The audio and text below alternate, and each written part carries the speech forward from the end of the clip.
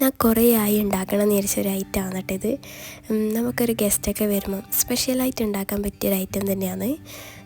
കാണാനുള്ള മൊഞ്ച് മാത്രമല്ല കേട്ടോ, കേൾക്കാനും ടേസ്റ്റ് ഉണ്ട്. ഭയങ്കര ടേസ്റ്റ് ഒന്നുമല്ല, എന്നാലും ഒരു ഗാർലിക്കിൻ്റെ ടേസ്റ്റൊക്കെ ഇഷ്ടപ്പെടുന്നവർക്ക് നല്ല ഇഷ്ടമാവും.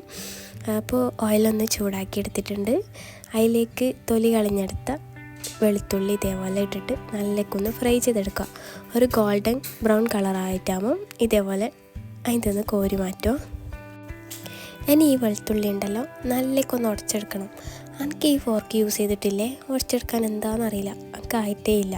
ഞാൻ കണ്ട വീഡിയോയിൽ ഇങ്ങനെ വന്നിട്ട് ചെയ്ത്, പക്ഷെ എനിക്കായിട്ടുണ്ടായിട്ടില്ല. അതുകൊണ്ട് ഞാൻ മിക്സിൻ്റെ ജാറിലിട്ടിട്ട് നല്ലേക്കൊന്ന് ഉടച്ചെടുത്തിട്ടുണ്ട്.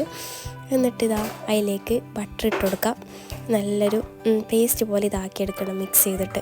അപ്പോൾ സാൾട്ടഡ് ആണെങ്കിൽ ഈ സമയത്ത് ഉപ്പിട്ട് കൊടുക്കണ്ട, അൺസാൾട്ടഡ് ആണെങ്കിൽ എന്തായാലും കുറച്ച് ഇതേപോലെ ഉപ്പിട്ട് കൊടുക്കുക. ഇനി ഇതിലേക്ക് ഒരു എരിവിന് വേണ്ടിയിട്ട് കുറച്ച് പച്ചമുളക് കട്ട് ചെയ്തിട്ട് ഇട്ട് കൊടുത്തിട്ടുണ്ട്. പിന്നെ ചെറുതായിട്ട് അരിഞ്ഞ മല്ലിച്ചപ്പും കുറച്ച് ചില്ലി ഫ്ലേക്സും പിന്നെ കുറച്ച് ഒറിഗാനോ ഇതും കൂടെയൊക്കെ ഇട്ടിട്ട് നല്ലേക്കൊന്ന് മിക്സ് ചെയ്യുക. ഈ സമയത്ത് ഉപ്പൊന്ന് നോക്കിക്കോട്ടെ. എന്നിട്ട് ഇതേപോലെ നല്ല പേസ്റ്റ് പോലെ ആക്കിയെടുക്കാം.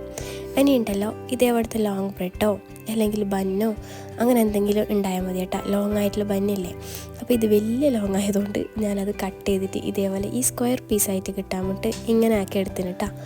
എന്നിട്ട് നമ്മൾ ഉണ്ടാക്കി വെച്ച ആ ഒരു പേസ്റ്റ് പോലത്തെ സംഭവമില്ലേ, അതിൻ്റെ മേലേക്ക് നല്ലേക്കൊന്ന് തേച്ച് കൊടുക്കാം.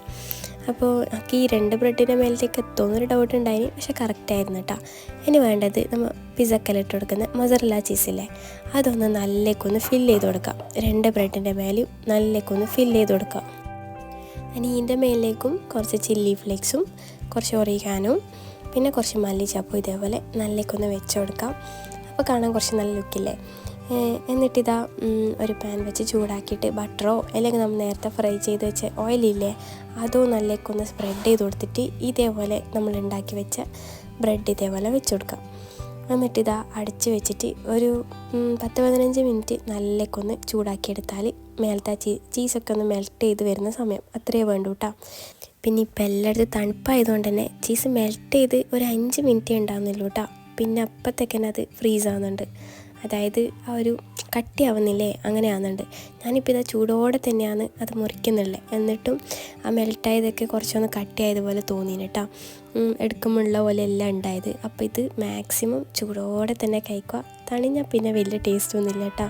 പിന്നെ മൊത്തത്തിൽ ഒരു ടേസ്റ്റ് പറയുകയാണെങ്കിൽ എനിക്ക് ഇഷ്ടമായി, പക്ഷെ ഭയങ്കര ടേസ്റ്റ് എന്ന് പറയാനില്ല. പക്ഷെ കാണാനൊരു ലുക്കും കഴിക്കാൻ വേറൊരു ഡിഫറെൻറ്റ് ടേസ്റ്റുമാണ് കേട്ടോ.